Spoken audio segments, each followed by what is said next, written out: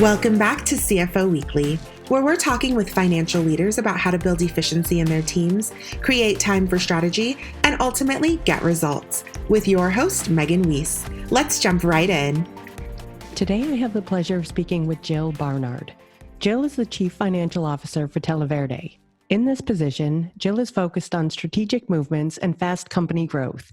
She joined Televerde with 30 years of executive experience across 7 industries. Jill previously served as CFO at Mountainside Fitness, Equipment Brokers Unlimited, DeLorme Associates, and National Processing Management Group. Jill holds a BA in Business Administration from Western Michigan University. She is passionate about animals and volunteers with several organizations. Jill is also an avid world traveler. Jill, thank you so much for your time today. Well, thank you for having me. I'm really excited. In such a time of things most of us have never seen in a pandemic, it's really, really a great opportunity to speak with you today. Yeah, so today we're talking about managing through change, something that even in the best of times is never easy. And we'll be using your experience with Televerde during COVID-19 as a case study. So let's start off by talking about Televerde. What does Televerde do, and how is your business model different? We are a full service sales and marketing organization. So we basically help all companies generate revenue at all points within their marketing and sales journey. We help clients, whether that is top of funnel activity, middle of funnel activity, all the way through closing. So we support all industries. We're very, very heavily involved in the tech industry. And the exciting thing about our business is our business model. So we are a business that is purpose-driven, and just about 50% of our workforce is currently incarcerated or formerly incarcerated. Wow. So it's really quite an awesome balancing act to experience as a CFO, being in a for-profit yet purpose-driven company. So that has been quite the balancing act at Televerde that has added a layer of complexity, but yet enjoyment in getting over those challenges. We actually see something that people, if you take a moment to think about it, that we have an incomprehensible dedication from half of our workforce about learning job skills, because it's more than just a paycheck, right? It's more than something I just do every single day. My life is at stake, the future life of my family, and therefore, head down, I'm going to learn these skills that have been, presented as an opportunity. And so we just see that more is at stake for these individuals. And so we work really hard in providing second chance, more of a prison to workforce development pipeline. And, particularly before the pandemic, we all know what the unemployment numbers were looking like. And it was hard to find help. It was hard to find help in the tech industry. And so here we are developing amazing women with amazing tech skills. And so it's really an opportunity for us to help the situation of shortage of jobs that the tech industry can experience. So it's really quite interesting from a business model standpoint. Yeah, that's awesome. I love that you're giving these women second chances. I think everybody deserves a second chance in life. Absolutely. It is a whole different reason to get out of bed every single day and go to work. I've actually never experienced such a driving force, going to work every single day. So it's incredibly rewarding. Yeah, I'm sure.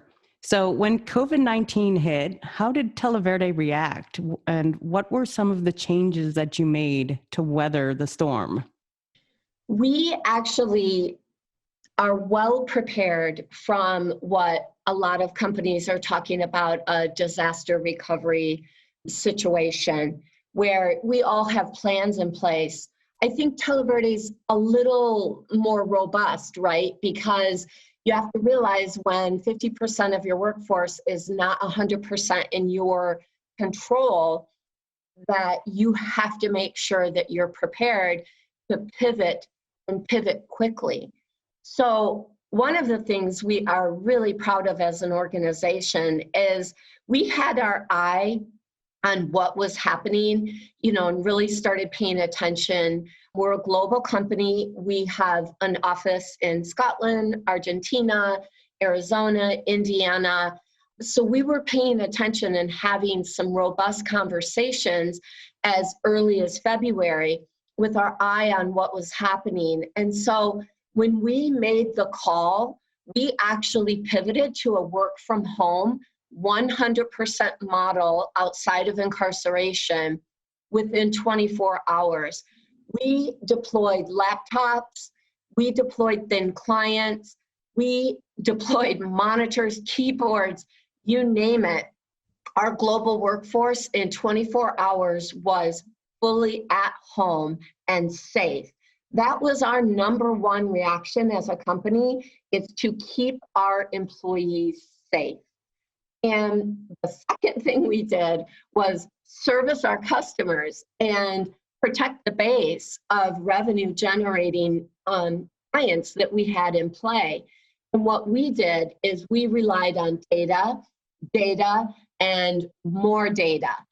So we monitored the metrics so closely and just meeting after meeting, making sure that we could deliver incredible, timely information of what was happening in the market for each of our individual clients. We had some clients that saw an incredible surge. We had to rise to the occasion where their business, being in security and laptop security and all of those aspects of business, double and triple numbers that these companies were definitely not used to seeing. And we had to make sure that we serviced all of it. We had other clients where their particular product was not incredibly relevant that could be dealt with in the moment of a pandemic, such as items that are directly driven towards the healthcare industry, where it was very wise to take a step back and pause. So we met with our clients in great detail and shared all of the intel that we were receiving on the phones to make sure our clients felt in control of decisions. We are a partnership company. We're not here just to take money and do services that maybe don't make sense. We actually make sure that all of our partners know what we're seeing in the markets to make sure that we can pivot quickly. Another thing that we did is we developed a task force, and our task force, even today in July, meets every single day. Wow. We discuss whether there is any testing, whether there's been any exposure. HR is a part of that. Our CEO sits on the call. I sit on the call. And so monitoring HIPAA rules and everything, but yet we have a pulse on what's going on.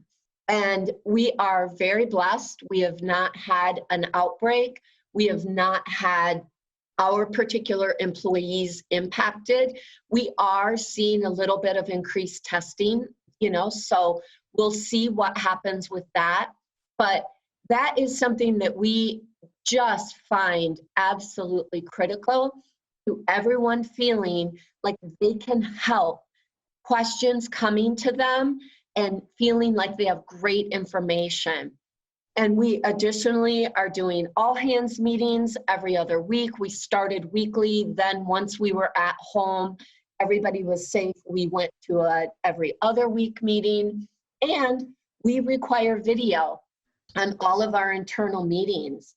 And it's really been nice because I see the people in Scotland more now working from home than I actually ever did before. So, yeah, I mean, I think that's amazing. And one thing that resonates with me that you said about putting your employees' safety first. I feel like when you put your employees first, good things always happen. Absolutely. I think that fear is a really big thing. And you have to, as leaders, make sure that you recognize that that can happen. And so you have to continuously deliver the message and follow up with actions and follow up with communication, that is on the top of your mind, that we are concerned to make sure that everyone is safe, first and foremost. So which of these changes resulted in more than just Televerde surviving, but actually making the company stronger, and why? Well, like I mentioned before, the video being required for all of our meetings, it really has created this level of connection that I don't know that people have had before with people that are outside of their office. You know, we have a big workforce. We're over 500 people. And so having meetings, all hands meetings where you can see all of the squares, right? It's like the Hollywood squares. Yep. And, you know, we talk to each other about that. Okay, see you tomorrow in the squares.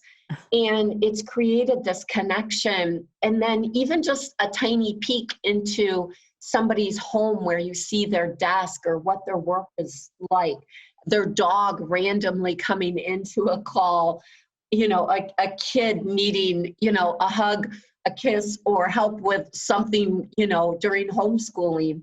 So it's really created this connection because, right, there's a barrier that's gone, that safety of putting on your work face. Yeah. It's still there, but not as, you know, tightly as it was.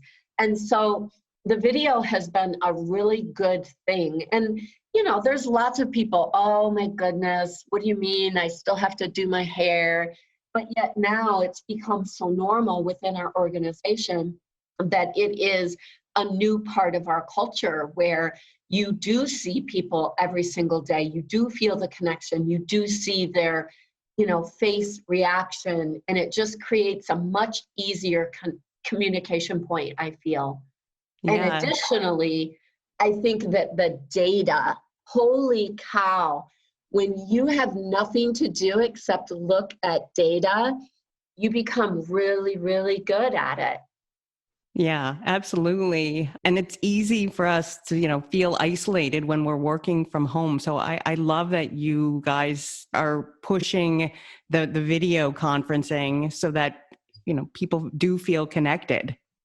Absolutely. Mental health is really being recognized as a challenge in this pandemic situation.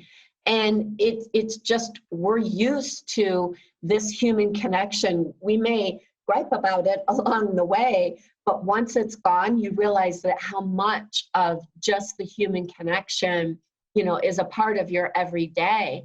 And so it has been really big. We additionally utilizing, you know, Zoom and great connections that we're seeing in meetings. We also have done some virtual connecting meetings, you know, from a social standpoint. And we developed a social committee, and they're called the virtual social committee. And it's really nice because then you have opportunities outside of work to really relate with your coworkers. Yeah, I've heard of actually Zoom happy hours on Friday afternoons. Yep, we've taken a few of those where we've had some demonstrations. We've had cooking demonstrations.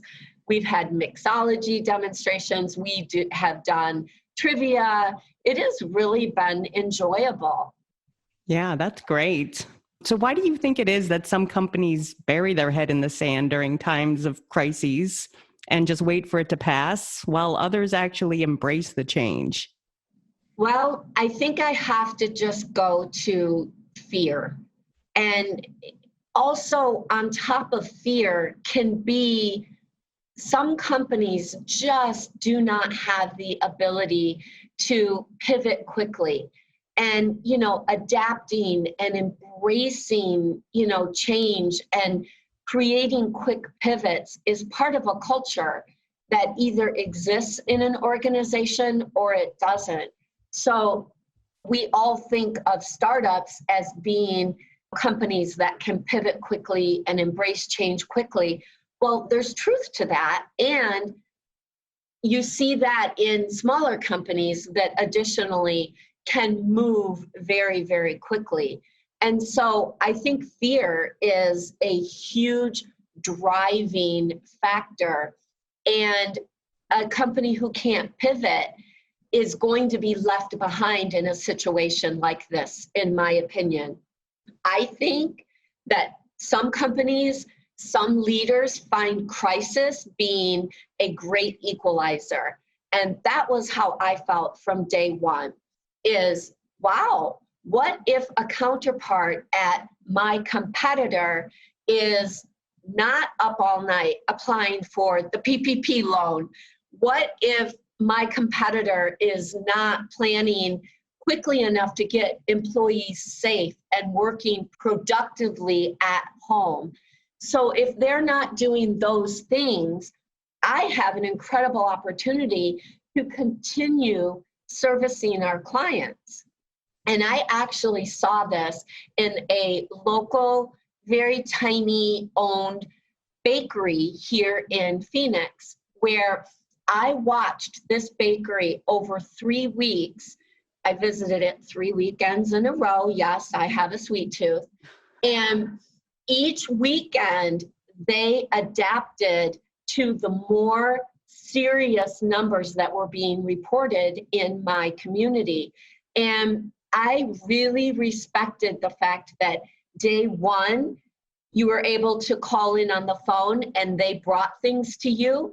But by week 3, the numbers had gotten more severe. There was a stand where a worker would drop food and leave, and then you would get out and pick it up off of the stand. So 0 contact.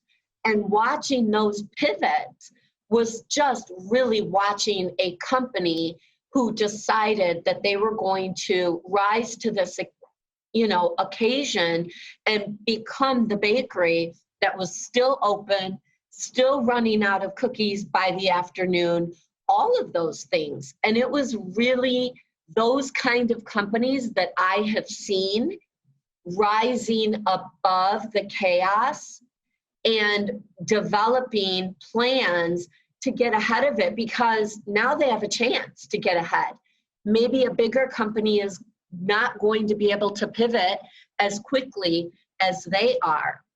And then, like you said, some people just stick their head in the sand and they hope that it passes quickly. And we all know that the rule of business is evolve or die. And we've seen this over and over, right? Over many, many years. Yeah, I mean, it's almost like some companies are proactive while others are just reactive. Absolutely. History shows us that you really need to make sure that you as a company are nimble enough that you can pivot during adverse times, whether it's an economy downfall, whether it's a pandemic, now that we've all seen that. You have to be able to adapt. And Televerde is a bit unique because we have a very robust, disaster recovery plan because we're in prisons, right? You can't control in a pandemic. It's especially, very top of mind because we know because of the living conditions that virus can spread easily in a prison. But it's not just that. Previous to the pandemic, things happen. We had a really bad flu go through an Indiana prison last year. And sometimes our clients, we need to move them to a different center to make sure we still meet clients' objectives. they don't want to worry about it. That is part of our model, where we have the ability to continue to deliver results for our clients, regardless of the challenges we might be seeing as a company. So that bit of being able to adapt and pivot just is pretty native to our company to begin with. So as business leaders, how can we establish a company culture that embraces change and finds opportunities to thrive during challenging times? What I think is really discussing fear. And I love this acronym I learned many years ago, that fear is basically false evidence appearing real. That's And great. yeah, it's one of those things that if you drown in it, then you will be paralyzed. And so you have to make sure that you recognize it and then address it. And I think what we did, and just as a general belief, is over-communicate. Because I firmly believe if you do not give employees or second level leaders or anybody in your organization information, they are going to make it up on their own. They are going to fill that white space with whatever it is that is running in their mind and they're experiencing in life. And so if you don't want them to create things that really aren't real, false evidence appearing real to them, then you have to fill the space with accurate information. And I just think that that is a culture piece that leaders can control. And in our company, where so many of our employees are incarcerated, you have to build trust. It is such a giant component of what we do every single day that it is in our DNA. We have to make sure that we are over communicating with our workforce so that they trust what they can't see. You have to remember, an incarcerated workforce has very little visibility and they don't have the robust resources to information. And so it's something that, is really important for us to make sure that we're giving our workforce really good information and owning the idea that it may change tomorrow. This doesn't mean this piece of information in a pandemic is going to be the same tomorrow as it is today, as we all see. So we really recognize that in incarceration, change is not always a good thing that they experience in their living environment. And so we work every day to build trust and make sure by communicating that change is okay, that it's just yet another way that we're able to impact these people's lives in a positive way. Yeah, I love that. Over communicate. I think that's maybe some of the best advice I've ever heard. Okay, so now let's change gears just a bit and talk specifically about the evolving role of the CFO and the part they play in leading companies today. So, as a successful CEO, how would you describe the responsibilities that come along with being a CFO today, and how do they differ from a decade ago? Well, this is really near and dear to my heart because I think that, accounting can be boring. It can be redundant. It's very repetitive if you choose to stay in the old days of taking a whole month to report on the previous month. And systems have evolved in technology to the point where that really is a little bit, old school, I would say. And now I think the really exciting thing that CFOs are seeing and can embrace is the opportunity to have involvement day to day in the success of operations of whatever company.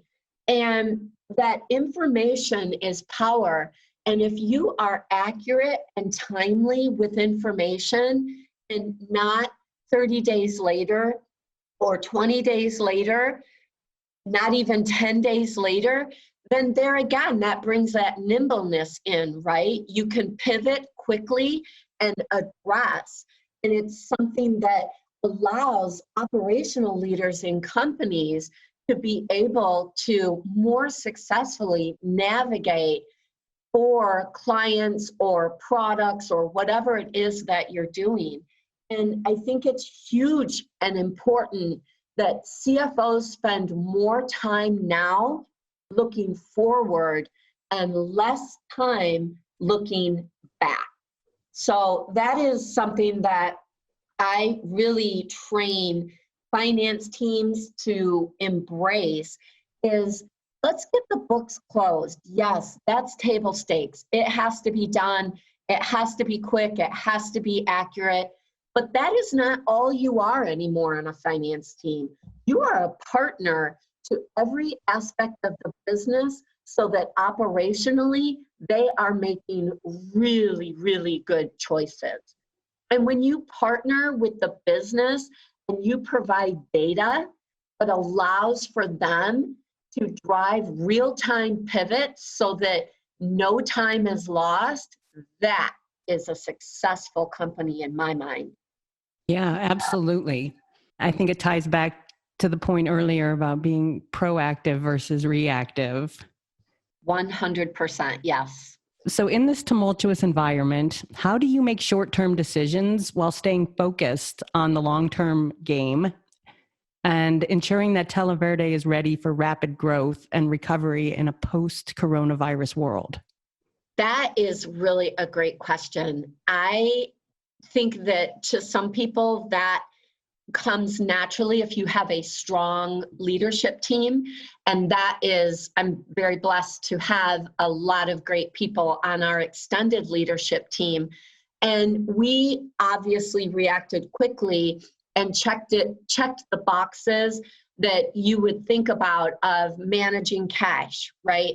Protect cash at all levels. Make sure that you have happy customers and don't hide from data and information that will create a partnership from customers and stay engaged. So once we took a breath and tasked our extended leadership team with making sure day to day, they were following those directions where they really had good marching orders.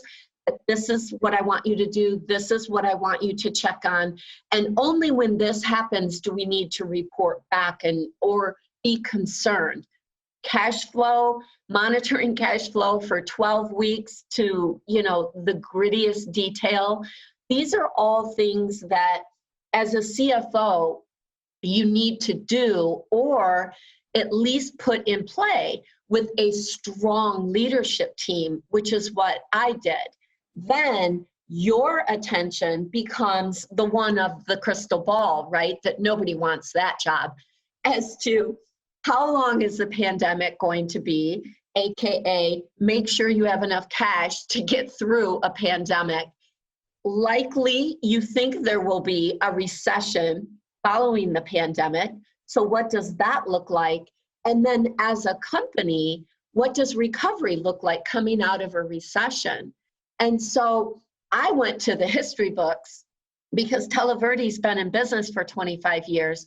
And I went and I looked at the last recession and I said, okay, what did pipeline look like? What did closing look like? How big were the deals? What were the average sale prices and all of that?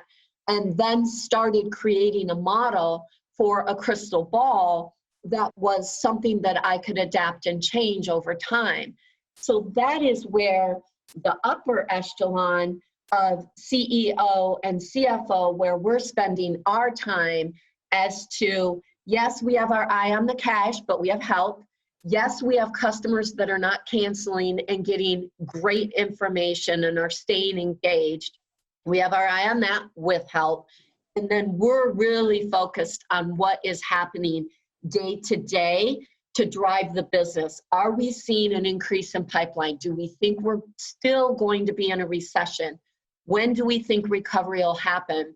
And just making sure that we build pipeline. We don't cut sales. We don't cut marketing. These things are building for the future. So while protecting cash, as my mother would say, don't cut your nose off to spite your face.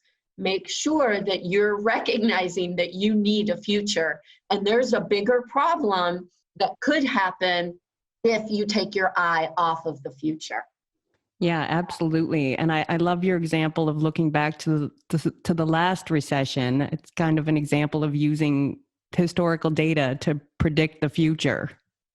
Absolutely. What else can you do? Yeah. You know, again, nobody wants the crystal ball job, but somebody's got to do it, right? Yep, absolutely. And lastly, you've mentioned that you're guided by 3 principles: embrace empathy and leadership, focus downstream, and relish the spotlight.